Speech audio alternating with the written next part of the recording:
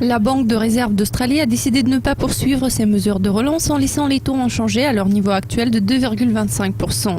Pour parler de cette décision, ainsi qu'analyser les données économiques du pays, je m'entretiens avec Paul Dales, chef économiste pour l'Australie et la Nouvelle-Zélande chez Capital Economics. Merci de votre participation. Alors, comment expliquez-vous le fait que l'Australie a préféré laisser intacts les taux d'intérêt ? Je crois que la raison clé, c'est la préoccupation de la Banque de réserve quant au fait que la baisse consécutive des taux en février, juste après la réduction de janvier, pourrait sérieusement affecter les prix des logements. Même si pour l'instant ce secteur se porte assez bien, l'on constate que l'économie domestique s'affaiblit. Il devient évident que le marché immobilier du pays est surchauffé et la Banque de réserve ne veut rien faire pour remédier à cette surchauffe. Cela ne signifie pas pour autant que la Banque centrale n'ait pas l'intention de réduire les taux à nouveau. À en juger d'après la déclaration la plus récente, ça va sûrement arriver, mais pour l'instant, la banque n'est pas encore prête à intervenir. Chez Capital Economics, nous sommes menés à croire que d'ici la fin d'année, les taux d'intérêt australiens seront réduits à 1,5% de leur niveau actuel de 2,25%. On attend avec impatience le rapport sur le PIB australien. Sommes-nous susceptibles de voir son augmentation et est-ce que ça pourrait provoquer le mouvement du dollar australien ? Je crois que les nouveaux chiffres du PIB couvrant le 4e trimestre vont être un peu meilleurs que ceux que nous avons vus au 3e trimestre. Souvenez-vous que la croissance du PIB n'a fait que quelques 0,3% dans le 3e trimestre de l'année dernière de trimestre en trimestre. Je crois que la croissance du PIB australien est censée atteindre à peu près 0,7%. Cependant, il ne faut pas s'emballer.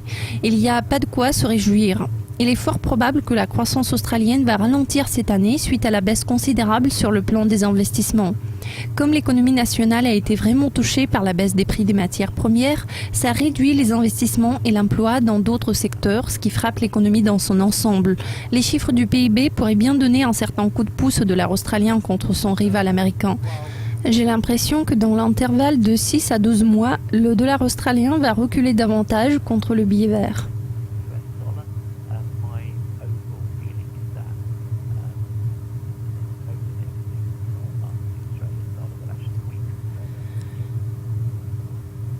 Jetons un coup d'œil à la Nouvelle-Zélande. Les prix des matières premières parus récemment ont montré une tendance haussière dans les sous-secteurs. En revanche, les autres secteurs ont déçu les attentes car une certaine partie d'entre eux sont en stagnation et d'autres sont sur le déclin. Pourriez-vous commenter ces données ? Il faut dire que l'économie néo-zélandaise n'est pas aussi faible que l'économie australienne. Pourtant, elle subira un coup dur suite à la baisse des prix de son secteur le plus porteur, notamment les exportations des matières premières. Il s'agit surtout des prix des produits laitiers qui ont subi une chute brutale l'année dernière. En ce sens, l'augmentation des prix des produits laitiers au cours des quelques premiers mois de cette année est une chose très positive pour l'économie.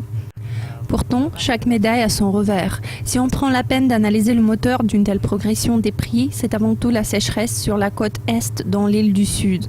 Alors, cela suggère que malgré que les prix de chaque produit alimentaire soient plus élevés à cause de la sécheresse estivale, il y aura moins de produits vendus car il y aura une baisse d'approvisionnement pour cette même cause.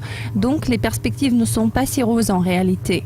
À mon avis, la situation économique de la Nouvelle-Zélande est quand même meilleure que celle de l'Australie. Pourtant, le ralentissement de la croissance s'annonce considérable cette année. Nous pourrions voir une contraction à 2,3% de la marque de 2,8% enregistrée l'année passée. En fait, ce résultat pourrait s'avérer considérablement inférieur aux anticipations de la Banque de réserve de Nouvelle-Zélande. Vous avez suivi Paul Dales de Capital Economics. C'est tout pour l'instant. Merci de nous avoir regardés. Restez à l'affût car l'équipe de Dukascopy TV a beaucoup de mises à jour importantes à vous présenter.